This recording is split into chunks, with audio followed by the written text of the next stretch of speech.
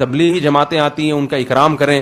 کیسے ابھی ہم جا رہے تھے ایک جگہ, ابھی ہمیں تبلیغ والے ملے, انڈیا سے آئے ہوئے تھے, کیسے سادہ کپڑے ان لوگوں کے, ایسے غریب لوگ بیچارے ہوتے ہیں نا. میں نے کہا دیکھو کتنی غربت ہے, مگر ان کی سوچ کتنی بڑی ہے. انڈیا سے کہاں آئے ہوئے ہیں؟ تنزانیہ, دین کی دعوت دینے کے لیے. میں بینکاک میں سے واپس آ رہا تھا نا, تو مسجد میں جب بیٹھا تو مجھے کچھ لوگ نظر آئے بالکل ایسے جیسے غربت کا ایک اثر ہوتا ہے نا انسان کے چہرے پر, تو ایسے بیچاروں کے مرجھائے ہوئے سے چہرے اور پرانے بوسیدہ کپڑے اور بالکل سیدھے سادے گاؤں دیہات کے. تو چونکہ مجھے ایسا لگا کہ میں نے کہا یہ کوئی انڈیا پاکستان کا چینل معلوم ہو رہا ہے, تو میں گیا ان کے پاس. وہ بھی آئے, کہہ رہے ارے مفتی طارق صاحب ہیں آپ؟ میں نے کہا ہاں بڑے زبردست ملے. اب ان کے بڑی خوشی کے جذبات, وہ کہہ رہے ہیں ہم تو آپ کو سنتے تھے. اب ان کے جذبات, وہ ہدیہ دینا چاہ رہے تھے. انہوں نے مجھے سونف ہدیہ دی. غربت بیچاروں کی, کچھ بھی نہیں تھا. میں نے کہا یار ان کے, وہ تو لباس سے بھی جھلک رہی تھی. میں نے کہا ان کی غربت دیکھو اور ان کا مشن دیکھو. انڈیا سے جو پیسے جمع ہوئے خرچ کر کے دوسرے ملک میں سال کی جماعت واپس آ رہی ہے. تو میرے بھائی جس قوم میں یہ جذبات ہوں, اس مذہب کو دنیا میں معذرت کے ساتھ تھوڑی ابیوز لینگویج بھی استعمال کرتا ہوں, کسی کا باپ بھی ختم. بولو بھائی, یہاں بھی عیسائی مشنریاں ہیں, بڑے پیسے لے کے گھوم رہی ہوتی ہیں اور ٹرسٹ ہیں ان کے, اور اسپتال بنائیں گے اور یہ کریں گے اور وہ کریں گے, اور غریبوں کے نوٹوں کی گڈی.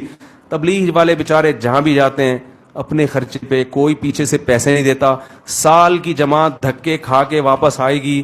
ایئرپورٹ پہ کوئی ہار پھول لے کے کھڑا ہوا نظر کوئی دے گا؟ وہی سال لگا کے آ رہا ہے.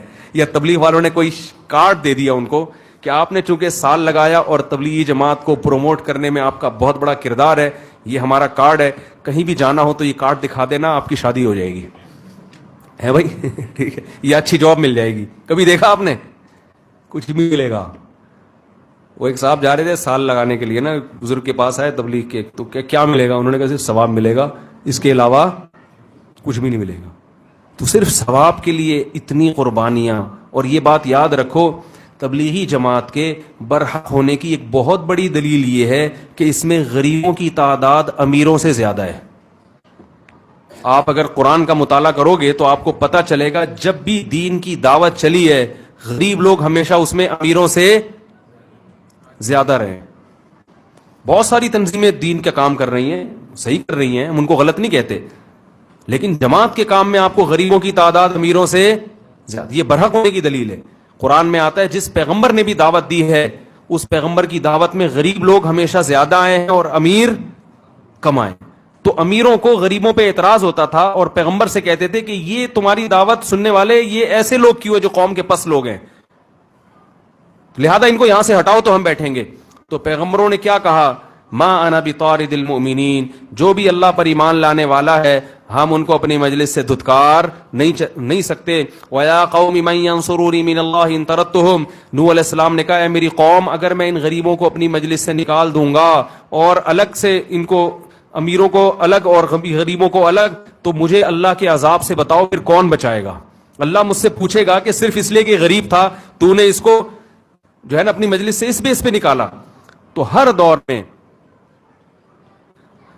دور میں دین کی جہاں بھی برحق دعوت ہوئی ہے اس برحق دعوت پر لبیک کہنے والے مساکین بولے بھائی زیادہ ہیں. تو ہمارے دینی مدارس میں بھی غریب طلبہ زیادہ ہیں, امیر کم ہے, اور تبلیغ میں بھی غریب طلبہ زیادہ ہیں, امیر کم ہے.